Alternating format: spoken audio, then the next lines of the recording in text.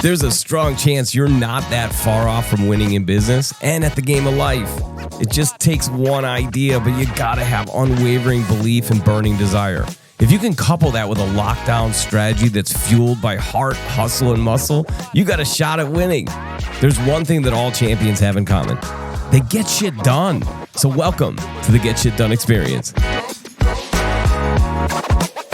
Well, we are back at it again. This is the home of the Get Shit Done experience. We're back in studio. I am here with the one and only Mr. Nick Verzillo, the Director of Sales for GSD Technologies. But he's also, as we go through this thing with our brand where we are bringing all three brands into one call, tons of different solutions. Nick is playing a part in the total brand experience. Nick, welcome to the show. Thank you for having me. Appreciate it. Look at you with that shirt on, too, man. You dressed up today. I try for you. I can't believe you shaved your head just to look like me. Yeah, took the whole thing off. It's amazing. Had a full mullet. It was amazing. Full mullet, had a perm. It was crazy. Yeah. You look great. I wish. All right, so just before we got started here recording, we were talking about, hey, what should we talk about today? And I think what makes the most sense for us to get into is a little bit of kind of like your journey into sales, like how you started out in sales. Sure. And I think it's interesting because you're like the ultimate sales professional that if I was going to hire somebody for sales, I would ask the question like, how do you handle setting goals? Right. And your kind of philosophy on that is like, just go buy it. I'll figure out how to sell and pay for it, right? Yeah, just don't show my wife the cake. Yeah, exactly. Like that's like the ultimate thing. Like I had a boss coming up in sales that he was always persuading us to go buy a bigger house, go buy a bigger car. And I was like, why is he doing that? And then a sales pro who had heard his lessons and his jargon for years was like, he's just trying to get you into debt. The best place for a salesperson to be, according to a sales manager, is to be in debt. Okay, so I digress. Tell us a little bit about how you got started in sales. Sure. So let's see, I was 16 years old, and a buddy of mine was selling cell phones at a mall, out of one of those like kiosks, the kiosk, right? Yeah, and those guys that keep coming up to you and you're like, it's so annoying, these guys, right? So I get the Israeli skincare guy. Yeah. They were all owned by Middle Eastern companies, right? And so he calls me, he's like, hey, why don't you come in? It's commission only. You make some money, you have a good time. I'm like, sure, why not? At the time, I was working at my cousin's auto body shop, just washing cars, stuff like that. So I'm like, okay. So I go there, and first week I made $600, and I'm like hooked. I'm like, what the heck? Like, what just happened? Yeah, I was 17, 16. I'm like, it's great. So we're the guys who are out there, and we're telling you, hey, we're literally greeting. We called it greeting, right? So we're out there, we're pulling people over, and I learned really quickly that I'm like, wow, man, I could just come in here, I could just ask people to come in, and I make some money, right? So little did I know that we ended up opening up 9 locations. And I worked there for a few years, and we were just selling, phones, accessories, this and that. And the owner of the company came up to me. He's like, hey, I want you to be a GM for the company, right? And I'm like, okay, cool. So we ended up getting a big salary, and we're running the company, doing everything there. And it was great. I loved it. I was in college still. And then I was like, you know what? I'm like, I'm making good money, but in the end, like, is this the future? I don't want to be a retail sales individual, right? So from there, I went into just selling staffing services, right? I got a phone call from a company to come and do a commission only too. And it's kind of funny, when I got there, they did a Shark Tank interview, right? I'm 20 years old. I'm in this room with a bunch of seasoned staffing professionals, and they're hammering me with questions left and right, and I'm just completely beads of underwater. Sweat. I'm like, I don't know how to answer. Yeah. They asked me which movie describes you. I'm like, what? I don't even know. And they didn't call me back. And I'm like, I don't understand. Like, I went through all that. I feel like I did great. So I kept calling him, emailing him. Guy calls me and he's like, hey, we don't think you're going to make it in this business, but we'll give you a shot because it costs us nothing. And I'm like, I got really offended by it. IT decision makers, this might sting. Frustrated with IT issues, security threats, and the stress of your technology infrastructure, your technology should blend seamlessly with your business objectives. Technology infrastructure management with limited resources can be exhausting and counterproductive. Do Do you have an MSP but still have problems and technical hiccups? GSD's advisement, proactive maintenance, cutting-edge cybersecurity, cloud solutions, data backup, and local 24/7 help desk can change the game. Your technology should outpace your business operations to allow for growth, and proactive strategies should prevent issues before they arise. Get back your time and your money with GSD. Drive business forward. Leave the technology to GSD. GSDnow.com. You did the hard takeaway on you. So I'm a young, confident individual. Yeah. Made good money in sales. I'm like, I could do this, no problem. Best thing to tell you is you can't. Yeah, so I'm like, yeah, I'll take the job. Yeah. Like, so I go there and struggled really bad the first couple of weeks because you really have to learn. In staffing, people don't realize is it's a bigger picture. You're changing people's lives. It's not just making money on a staffing opportunity, right?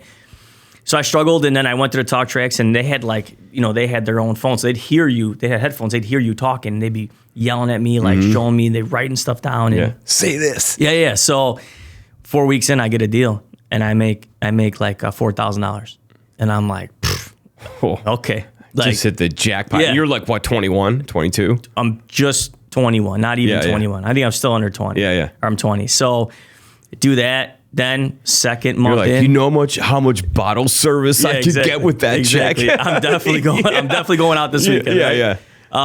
Second month in, I hit another deal, but now it's my own deal, so I get $13,000, and I'm like, holy cow! Like this is crazy, right? But I'm selling financial service staffing, which is great, but it's also not something that I was enjoying, right? Yeah. So I get a call from an IT staffing company from SmartSource, and the owner calls me. He's like, "Hey, I want you to come sales for me, but you got to work your way up. You got to start from the bottom." And I'm like, "Cool." And he gives me a $2,500 a month salary, which at the time was not a lot. Big risk. But you weren't right? straight commission anymore. No, So you're now like, I'm okay, I got a little guarantee. Exactly. Yeah. I'm like, and he was a growing company. He's like, "Hey, we want to add people." So I go there. And little do I know, I get hired with 3 people. We sit in a room, and he goes, "Okay, so one of you is pretty much going to make it." And I'm like, "Man, this again? Like what? Like what did I get myself into?" Right. So I go in there, and we're calling. Were you also in the movie Boiler Room? Yeah, I felt like it, right? Yeah. So we're just calling people, and we're just going through it. And I was the first one to get a deal in the first 90 days. It was IT services, right? And I worked on the bottom. I mean, I did project coordination. I did staffing. Then I started selling. And then I ended up getting my first deal with a new account. And then I ended up bringing the account back alive. And then from there, I just took off. And, worked my way up. So I went from, like business development representative to an account executive. And then I went to a senior sales manager. And then at some point I had about, I would say, I think I had like 6 or 7 sales individuals under me. And, we grew the company by like double. So it was awesome to experience that. And what I learned the most is like, that knowledge that I experienced from growth of a small company was you can't teach it in college. You can't get, that was the biggest benefit. Forget about the finances of it. Like, I mean, that was what brought me to a next level of sales where now I'm getting calls for vice president roles. And because I had so much knowledge and experience. Yeah. And when they would ask me like, well, would you do? And I'm like, well, not what would I do? This is what we did. Right. And so that's when I'm just going to duplicate that my way. Right. So then, after COVID hit, went through some struggles. Right. But we ended up doing okay. I got a call from a company for a vice president role, and I took that role.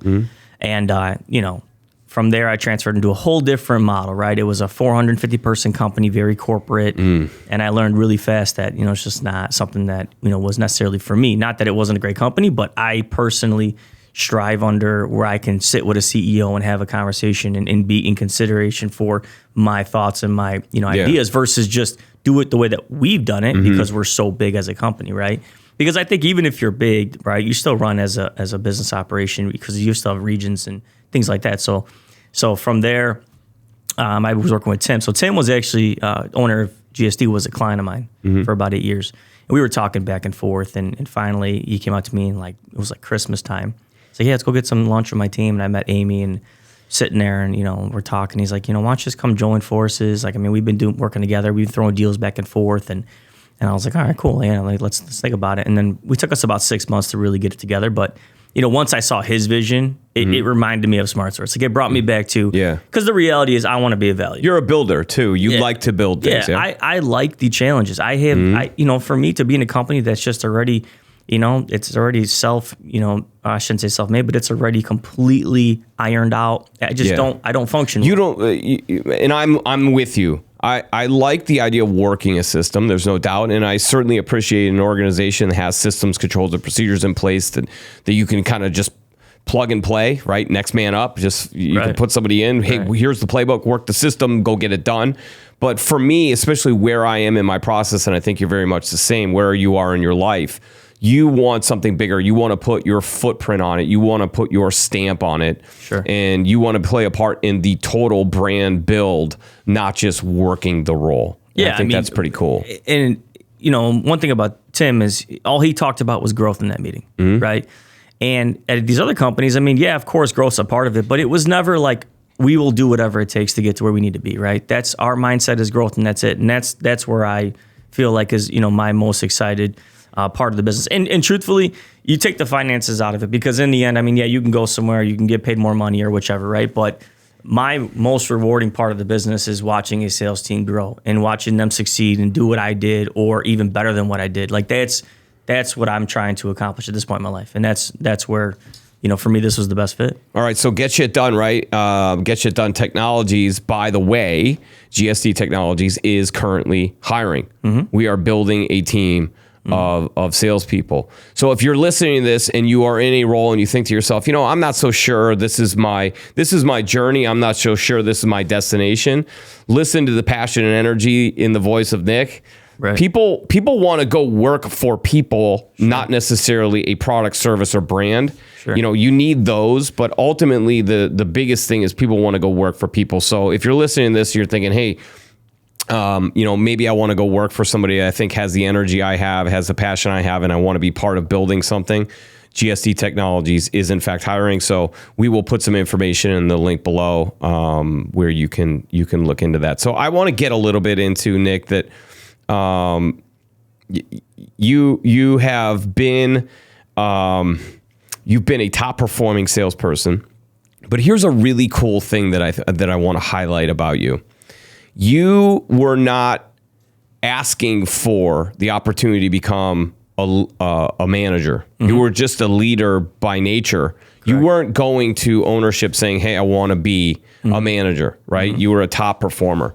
Your peers went to leadership and said, that guy should be our supervisor. How the hell did you pull that off first? And what is the secret sauce to that? Because I think there's a lot of people that aspire to be in the role and they ask for it, but they don't live it. You were living it, and your peers recognized it so much that they actually were the ones requesting you. I can't imagine a peer requesting their peer to be their supervisor. That's pretty freaking cool. Yeah. How did you do that?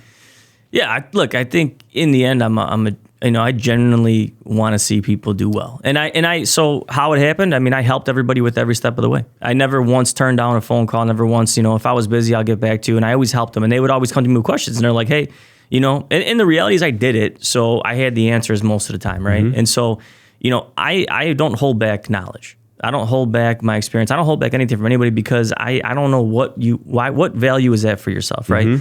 So when I was there, over the years, people coming in struggling, I didn't want them to go through my struggles. So I would explain to them what I did at that moment, how I got over those, obstacles. And in the end, they just gravitated towards me. And also when you're performing and you're doing it and they're seeing your numbers and they're seeing what you're making and they want to duplicate. Yeah, they're like, he's doing great. Like, what is he doing? And I was 100% open to it, right?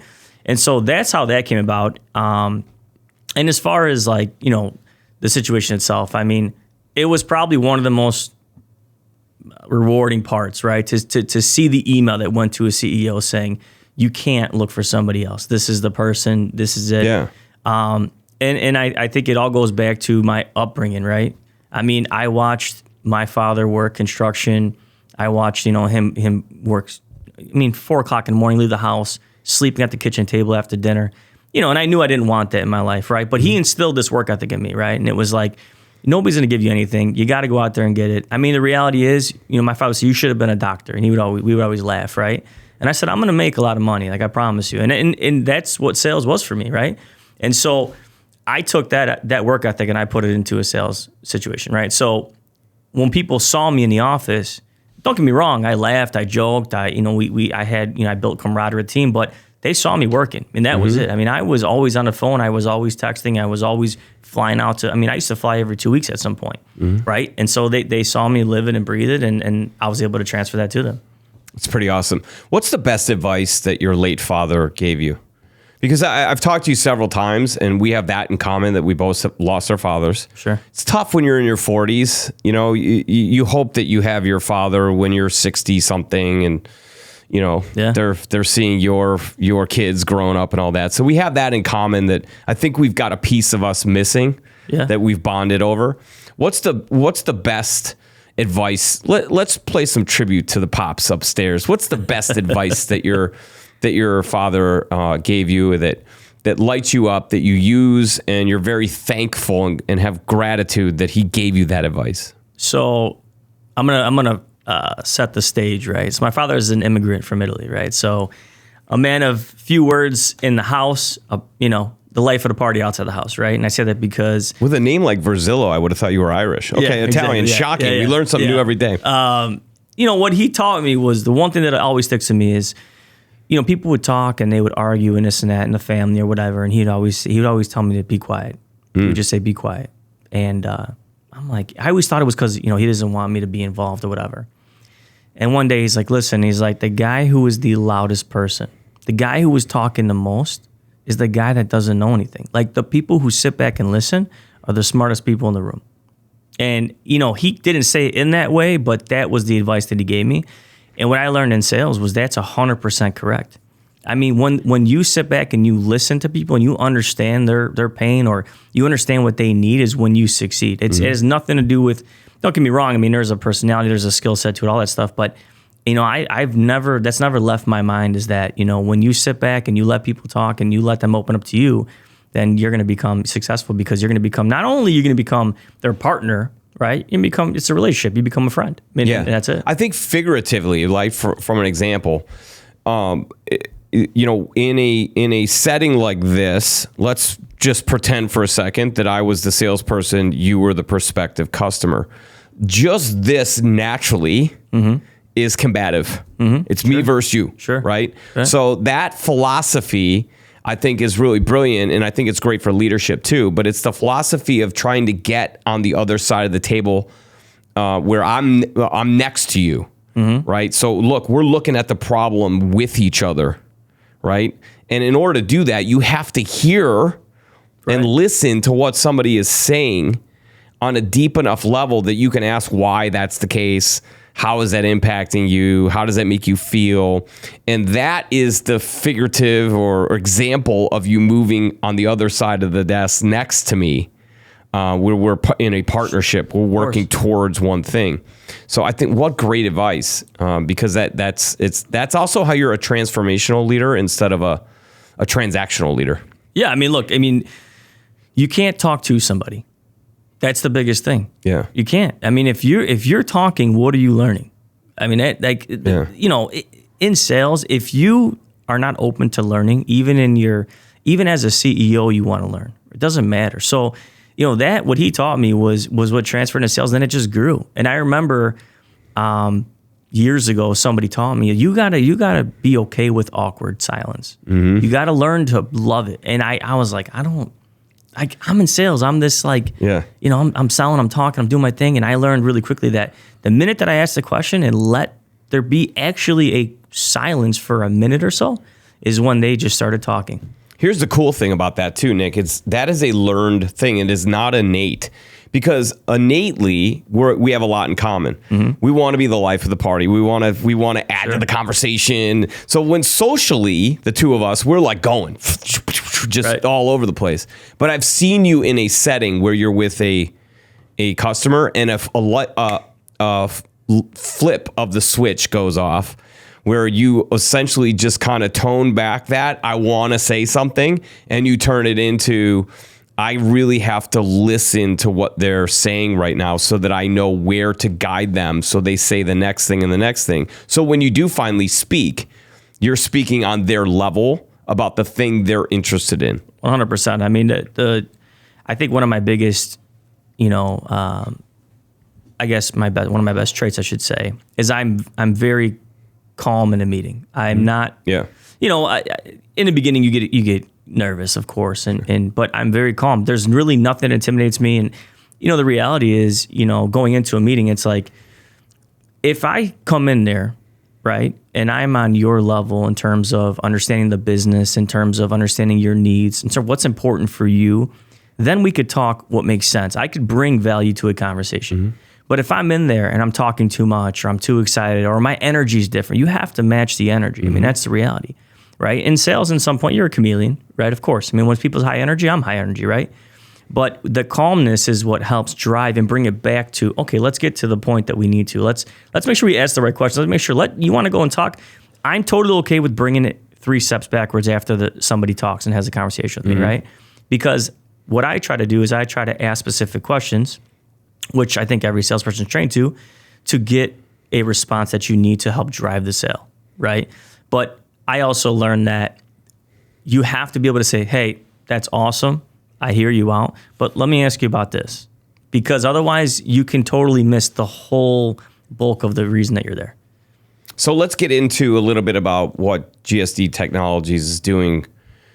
So you've been in the industry. What's the unique differentiator? I know everyone talks about this and that and so on, and you could essentially, you could say that it's a dime a dozen. You've got, you know, the one person shops that's a consultant too, and then you've got the huge firms that, you know, are plug and play and can do everything for everybody else. And I would imagine as a buyer trying to put myself in the position of somebody on the other end of the desk, that it's probably challenging to determine who you're going to work with. And when there's so many options, it's natural to want to make a decision based on price.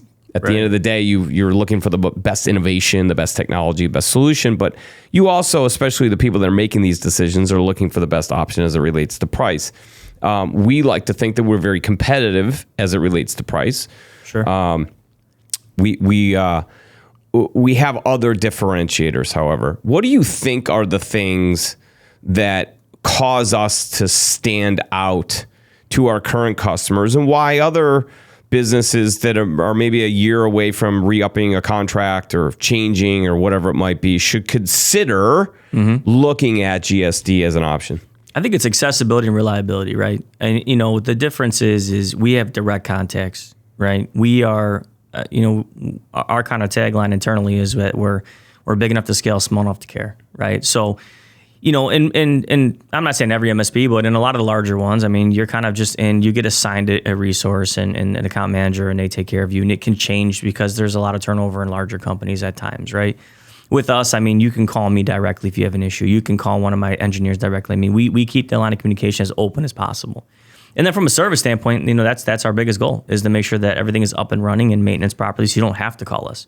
But if you do need something, right, we're going to be there. We're going to follow our SLAs. We're going to go above and beyond if we have to. And by that, I mean, if it's an emergency, it's priority. We're going to jump on it if we need to, right? And then, you know, lastly, I would say, you know, we really strive to keep within our verticals and our skill sets. We don't go above and beyond. We don't try to stretch it because, you know, look, I mean, everybody wants the business, everybody wants the money, but you're just going to end up burning a bridge and really looking bad. And I could never put a potential partner in a situation where I'm going to fail for them. I mean, you got to think, I'm essentially acquiring an IT company every time I get a partner. So I know that it's critical, it's business critical that the continuity is there. So we're very careful not to say, hey, we don't do this. Here's a partner that does. We can do this. We try to be very transparent in that sense. Yeah. Number one rule in sales: tell the truth. Yeah. Right. Yeah. I mean, honesty is key. I mean, you know, when you get yourself in trouble like that, right? I mean, it's a small world. It's a small network. I mean, you know, what I've done in the past, I still talk to the people today. I mean, we build friendships, and so I can call them and say, hey, I need help. You know, and that's one thing too, is we do work on a lot of referrals. We have a nice network built up. You know, it's a value that our owner has been around for 16, 17 years. The company, TTSG, is built up significantly, so we can lean on those partners. But, you know, imagine if you make a big mistake with one of those individuals, right? It can go downstream very quickly. So we try to be. We talked about that on the last episode, that, you know, working a referral base and a network is an absolutely beautiful way to build a business, because there's that commonality, that trust built there. You can never say enough great things about yourself. It's always better when somebody else says it about you. Right. It's also an accountability measure, because if somebody's going to refer their friend to your organization and say, hey, look, I work with them, they do a great work, and you don't do the same great work for that referral, it not only is bad for the referral that you just took on as a customer, but you also just made the person who made the referral look bad. Yeah, we had a client we brought on that had some challenges, just technology wise, and a lot of things that need to be changed, right? And it was, you know, listen, nobody wants to hear you need to do X, Y, Z to get up to speed. You need to spend, you know, 10, 20, 30,000. Nobody wants to hear that, right? But it was a referral contact. We do want to be careful. We want to make sure everybody's whole. Most importantly, we want to make sure the client understands that what we're doing is a necessity for them. It's not because, you know, we just want to sell you something, right? And so we put in 185 hours into this client to bring them up to speed and where they need to be, right? So we went above and beyond. And 185 hours of our engineering time that we didn't bill to make sure that they understand that we're here with them. We're here to make sure that this works out the way that you expect it. And moving forward, here's what you're going to need to do in the next 3 to 5 years. Love it. There's always savings, but it's about way more than savings alone. Total Technology Solutions Group redefines managed print services. Excellence is the minimum standard. TTSG is a true managed print service provider, deeply understanding your technology and business goals. Your business is unique. Our solutions are tailored to your current and future business goals. Our customer-first approach empowers and delights. TTSG can ensure your technology environment will scale as your business does. So as you navigate business and constant change, partner with TTSG for premium advisement and seamless implementation of your technology goals. We set the bar high. Your people deserve it. Peace of mind, powerful innovation, TTSG.com. So, you know, we talk about having personal pillars. I think I've told you this. I've told the team this, that I have 3 pillars. I've had them for a long time. Mindset, behavior, technique, right? It's just kind of where I start everything. It's like the foundation of everything. I just can't find a way to get the behavior and the technique to work if I don't have the right mindset, right? I mean, that's the first thing. And I catch myself when I'm having a bad day, and I don't turn to, well, what technique can I put in place to offset it? I turn to, how do I get my mind straight so I can get to the other things, and that might be, you know, a bevy of different angles that I take to do that. What are your pillars? Whether it's 1, 2, 3, like core purpose, values. What are some of the principles that you really lean on that are kind of your guiding light? Yeah, I mean, for me, it's all about setting the tone in the morning, right? I don't necessarily have multiple pillars. I think I always just try to be better the next day. I mean, I keep it very simple. Anything outside of my life, you know, whatever's going on, I don't bring it to work. You know, I could be going through all kinds of stuff. I mean, you know, not to, you know, say this in a proud way, but, you know, I went to my father's funeral, and the next day I came in for signing my paperwork here, right? And nobody had any idea, right? So when I leave my house, you know, if I have to drive in silence for 20 minutes to get here to get myself corrected, I do that. And that's the reality. Is my biggest, you know, goal is not to stack bad days together, right? So if I have a bad day, I have a bad day. The next day I'm going to do better. And that's how I drive my sales team. Always trying to start a new winning streak, right? Yeah, 100%. I mean, look, I mean, who wants to fail, right? And when I say fail, it doesn't mean sales. I mean, it could be in your personal life. I mean, so I try to always just do something better the next day. And I would say, you know, secondly, I mean, being a good person is important. I mean, you know, we don't really hire. I mean, we hire people, of course, for skill and all that stuff, but it's the integrity of the person. I mean, I want to know that you have the best interests of the client as well, you know. And so that's how I look at it too. Is like I have to have that mindset. I have to go in there with, not only am I coming in there with a positive mindset about your business and where we're going to be as a partner, but also, you know, what should we be doing together, right? What's going to benefit you versus benefit me, and find what makes sense for you. What's the true solution, right? And so those are the things that I use every single day, and I make sure that when I talk to the team, they're having a bad day. Hey, it's a bad day. Like, go after it. We'll get it tomorrow. We got it. And that's how I look at it. Okay. Can we get personal? Yeah. Okay. So first couple weeks I'm here, I come to find out that you're a survivor of cancer, right? Not cancer, but tumor. Tumor. Yeah. Okay. A brain tumor. Mm-hmm. And you get a phone call. You're not feeling well, getting dizzy. Things are just not working. You go see the doctor. Yeah. Doctor says, dude, you got a tumor. Mm-hmm. You got this mindset that's like Teflon. Yeah. Tell us the story, because it took me back, and it actually caught, when I heard the story that you told, it kind of took me back to go to myself. Mm-hmm. Dude, there's way bigger things in life. Get your perspective right.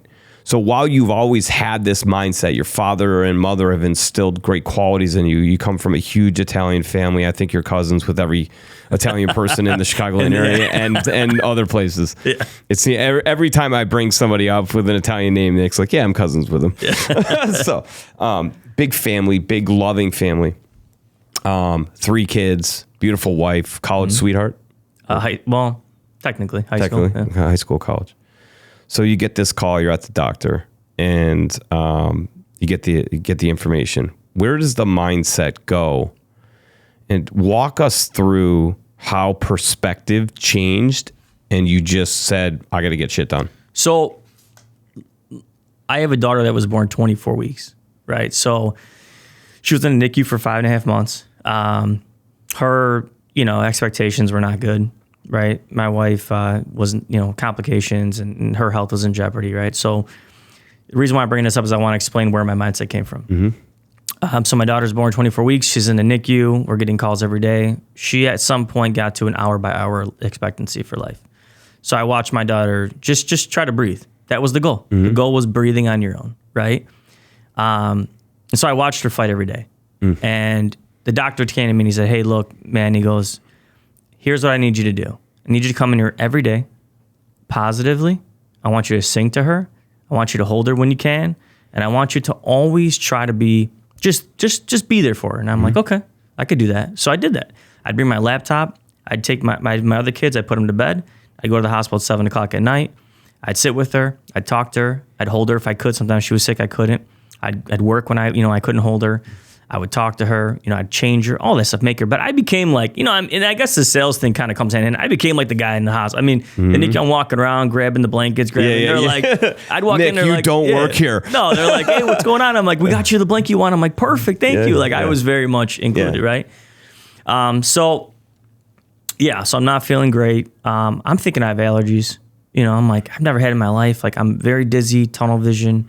I was losing my balance, which is really weird.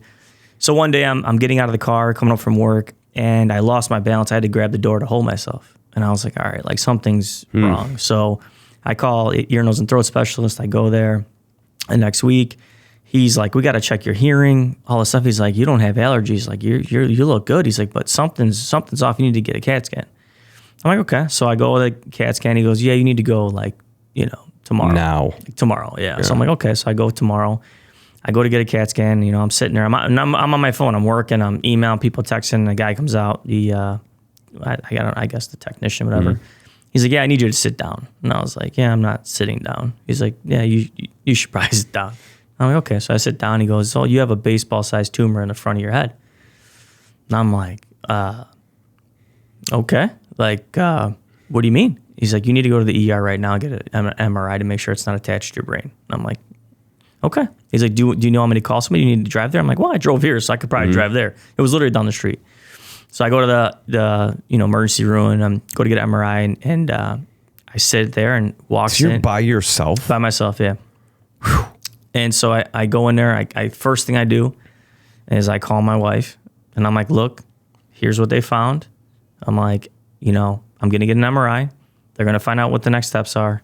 They don't feel like it's going to be a life-threatening thing right now, right? As soon as I hung up, I called my mom. I said, hey, I need you to go to my house. My wife is a mess. Go talk to her. Here's what's going on. My mom, of course, breaks down. So I was sitting waiting for my MRI, right? And walks in a brain surgeon, Dr. Osama Khan. He goes, hey, I'm Dr. Khan. I'll be doing your brain surgery. And I was like, well, hold on a second. Like, let's take a step back. Like, yeah. Like, can I see some pictures first? I'm like, can we like get it out without a brain surgery? He's like, yeah, unfortunately, man, it's not going to happen. He goes, here's the deal. Your MRI is going to take about an hour to get back results. I'm going to FaceTime you. We're going to go over this procedure with you. And I'm like, so first thing I did, I go, well, what do I do? What's the next step? He goes, well, step one is that you need to go home, talk to your wife, take all of your finances, everything you have in life, and write it down for her because you might lose some memory. He's like, step two, I want you to go and research doctors. I'm confident I could do it, but I want you to feel confident. He goes, and the last thing is when you come in here for surgery, you need to have the most positive mindset you've ever had in your life. The reality is you got a 99% chance of survival. That's the standard procedures. He goes, I can't tell you if it's cancerous, but I'm very confident it's not. I said, okay. So fine. So I went to Rush, all kinds of places. After meeting with Dr. Khan, I did research and everything. He was the director of neurology, and he was just, I think you have to get a good feeling about the person operating. It was my first procedure in my life. I've never had nothing. Yeah. So well, you jumped right in, didn't you? Yeah. So within two, maybe break a pinky first next time, Nick. Something, right? So within 2.5 weeks, I had an 8.5-hour brain surgery. Wow. And going into it, I'm laying in there in the room, and my wife is, and I'm like, I'll be fine. Like, we're gonna be good. Like, I'm like, just stay positive. Just, And I had no idea. My mom didn't tell me, but my whole family's doing prayers, and they're all kinds of stuff. They're all together that day. I had no idea. My mom didn't want to scare me. She didn't want to like overwhelm me. So it's kind of funny because I'm sitting there, and I'd never been put under before. Couldn't, So I'm laying in bed, and actually a buddy of mine's wife was a nurse. She comes in. She was like some kind of management, and then she walks in. And she's like, "Hey," and I was like so shocked. I'm like, "What are you doing here?" And she's like, "Well, I heard about it, so I came up here." And I'm like, "Oh, it's cool. Very nice of you. Like, it's awesome." She goes, "You're gonna be fine. You got the best doctor." And I'm like, "No, I'm good." And she's like, "You look good." I'm like, "Nah, I'm good. Let's get this done." Now, with that being said, I had to get a surgery from ear to ear. They had to cut me open, and they had to pull it out because it was so big. But so they put the guy's like, "Hey, man, I'm going to inject this to you, through this, I'm going to press this button.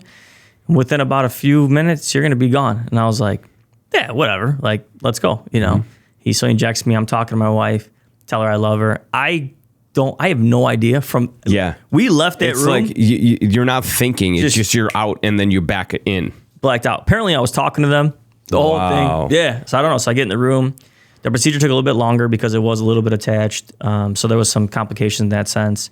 I did have some complications recovery. The spinal tap came out, so that's very dangerous for your fluid, right?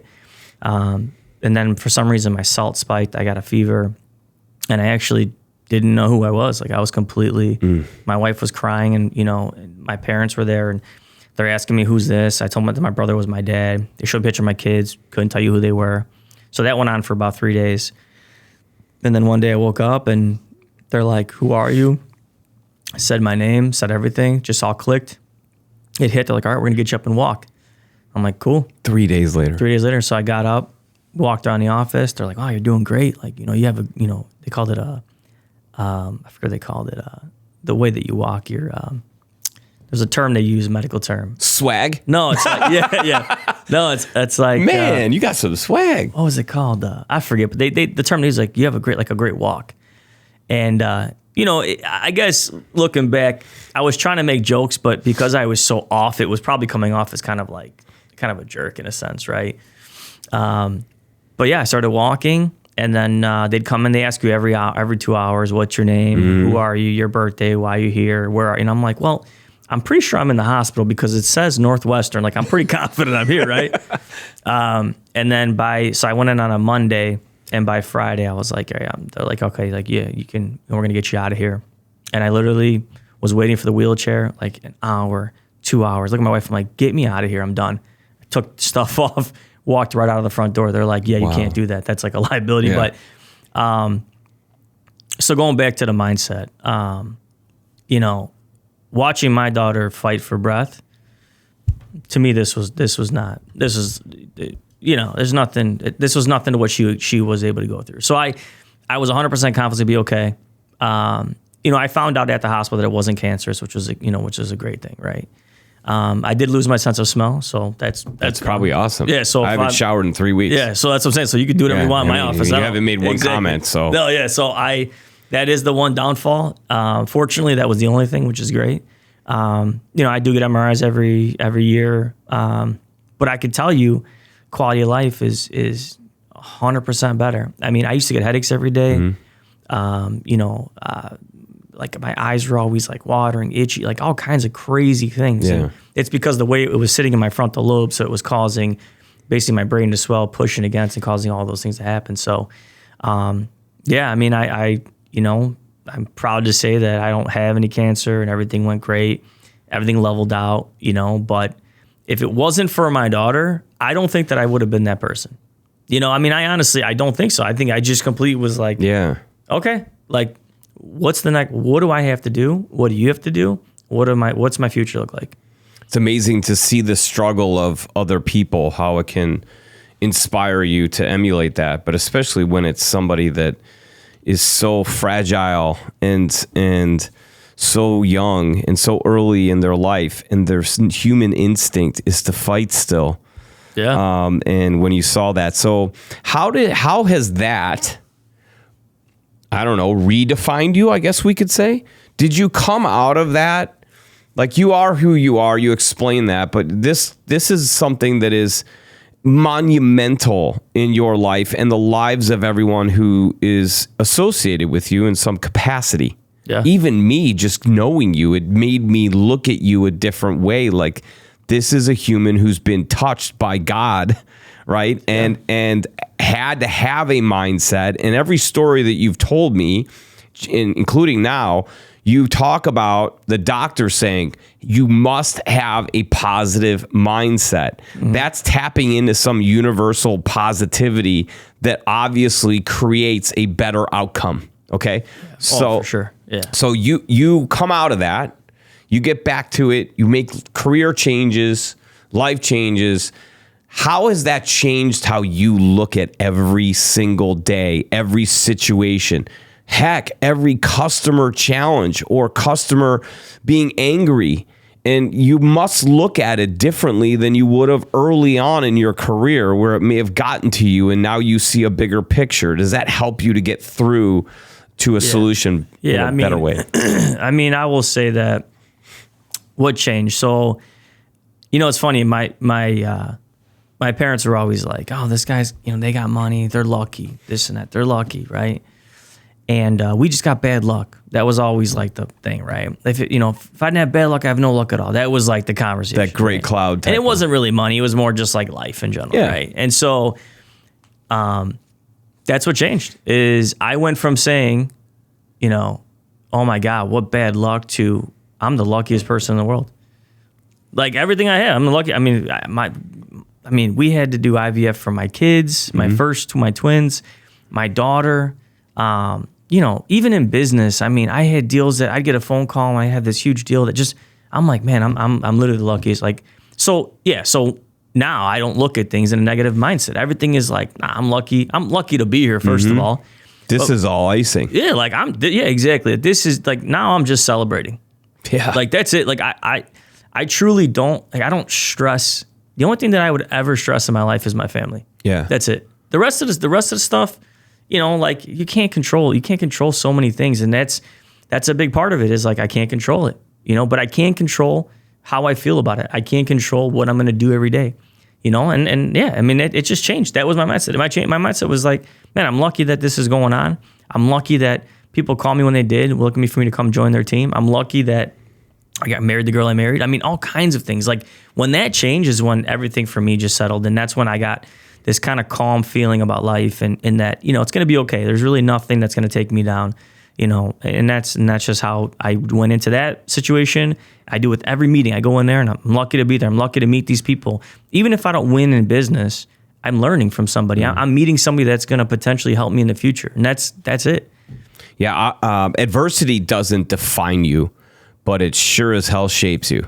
Yeah. I mean, I agree. And I also think that, I have a fighting mentality, right? I used to be short-tempered, right? Even in business, right? I would get upset at a call. I'd go to the team, why didn't you respond in time, this and that. I've learned to take the call, fall on the sword, find out what happened, take a minute, write it down, call the team. All right, guys, let's talk about it. What happened? And now you're not blaming individuals. You're saying, here's what happened. What do we need to do to fix it? And more importantly, what do we do to make sure we do that doesn't happen again? Yeah. That's it. Sounds like something that happened to you, you turned into something that happened for you. Yeah, That's pretty cool. One thing my mother taught me was, God only gives you the battles you can handle. And so I think I feel like it's my job, and I'm here to take on. I don't want to sound too deep, but to take on these battles. Like I always tell my wife, like, I got it. Like I'll handle it. But in the end, I mean, my biggest downfall is I don't like to ask for help. Sometimes you're too proud, right? And that's one thing that I try to change is like, because when that moment happened, I called everybody for help, immediately. What do you do? What should I do? What do you think? I was researching whatever I could, and it helped me. And I realized, I'm like, wow, people, there's most people you meet are good people. They're dumb. Yeah. I mean, there's very few people that don't want to help you, right? And so, that's kind of thing that I look at as like, that's important in life. You gotta be vulnerable. That's it. So let's talk about big vision then, right? Because we got through that. That's your history. We're here in the present with an eye on the future. Yeah. Okay. So let's talk big vision for a second. Where are we going? You're steering the ship, my friend. Yeah. Where are we going? Man, I mean, we have plans to double and triple the company. We're going to bring all three in one house in a few weeks. And, our goal is to bring the companies closer and create just kind of a monster, right? And for me, how are we going to get there, right? I mean, it's all going to be about the people. We're going to build a limited opportunity around people we're bringing in the company. Yeah. And we're gonna just continue to build and build and build and get to a point where we have a campus, right? Where we have, the best technology in our building, so we can bring in clients and show them exactly what we're talking about. And we want to build out just some of the most technology forward buildings that you can see and that you get excited about, because in the end, I mean, I don't think anything's sexy about IT or copiers, right? Or even marketing for that sense. But when you show them how it functions, you show them what we use it here. We have scoreboards and we have, teams out there. We got, we have 30,000 square foot warehouse of just, equipment, right? And if we could bring that to a great experience for a client, that's where we're going. I'm going to ask you two more questions. We're going to wrap it up. And by the way, this has been a freaking awesome episode. Appreciate it. Your story is such an inspiration. I'm going to say it on camera. You kind of light me up, dude. Thank you. Your story is inspired. I'm inspired by you. I thoroughly enjoy working with you every day. Sincere, couldn't be more sincere. If that's from the heart, mean it. So let's start with this, okay?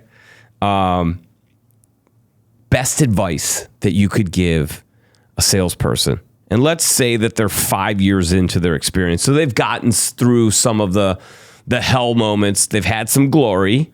They've got some success. The ball's rolling a little bit, but they know there's a whole world out there for them. Best piece of advice that you as an expert would give them. I know it's commonly said, but fail fast and fail forward. That's it. You cannot grow. You cannot accomplish your goals, right? And even more, you can't accomplish things you never expected to do if you do not fail fast and forward. I have failed so many times.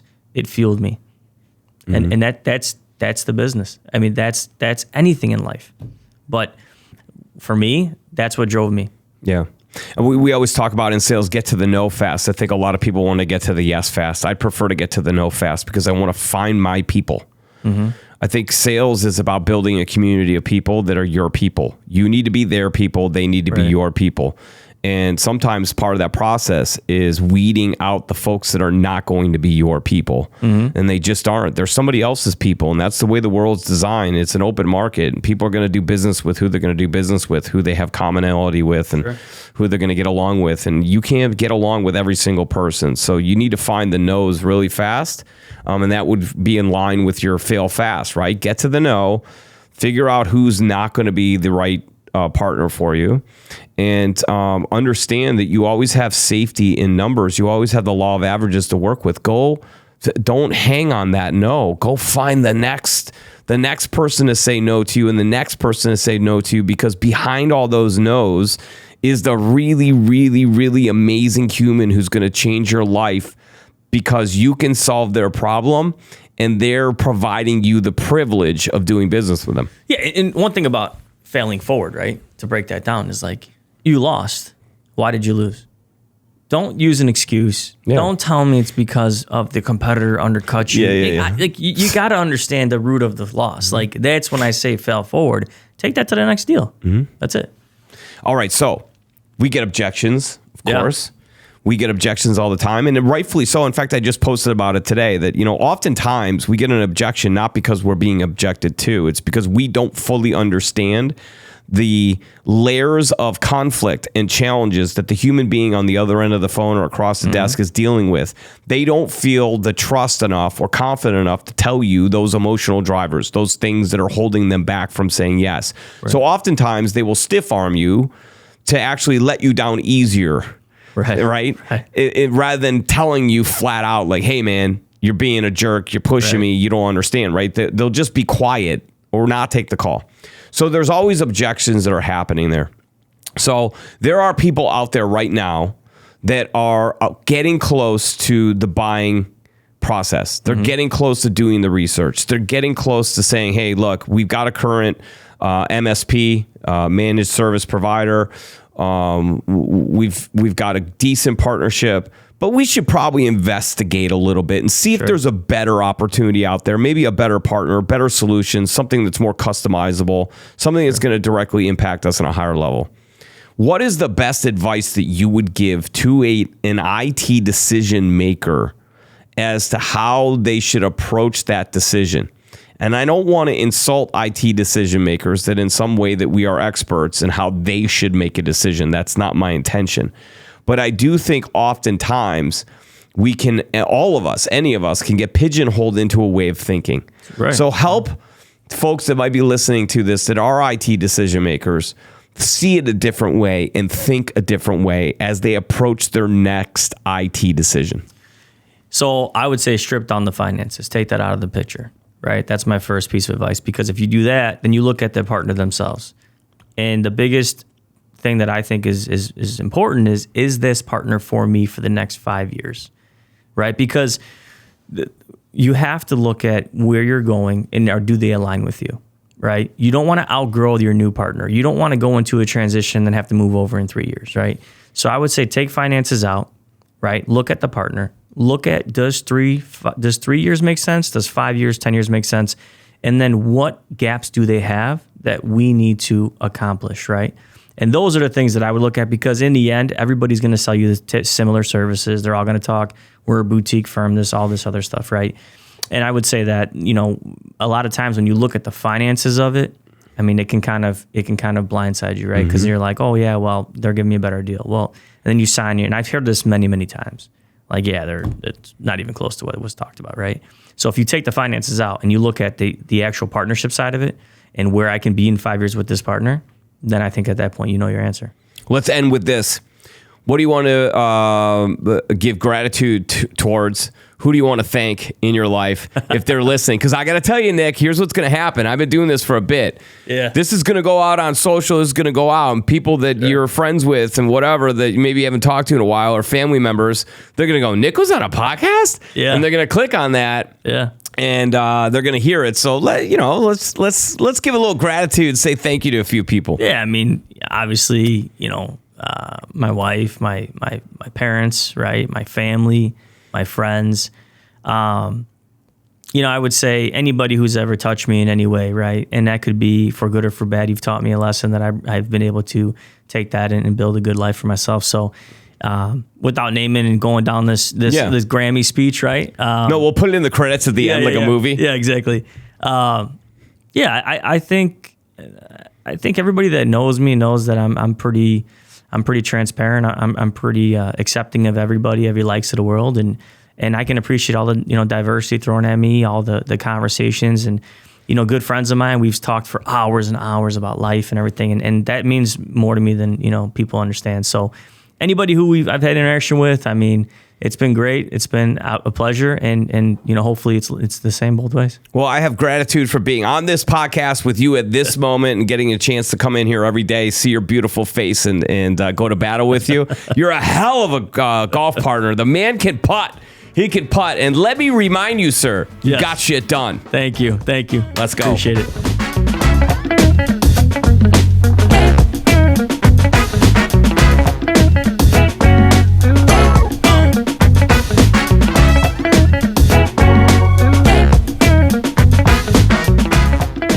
Can your business handle 15% growth?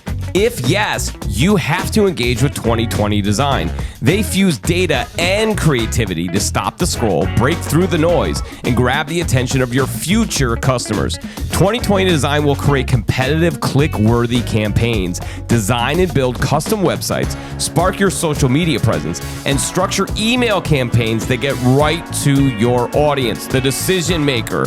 Let's boost attention and awareness, which allows you to convert more sales. Check them out at 2020design.com. That's the number 20, TWENTY design.com.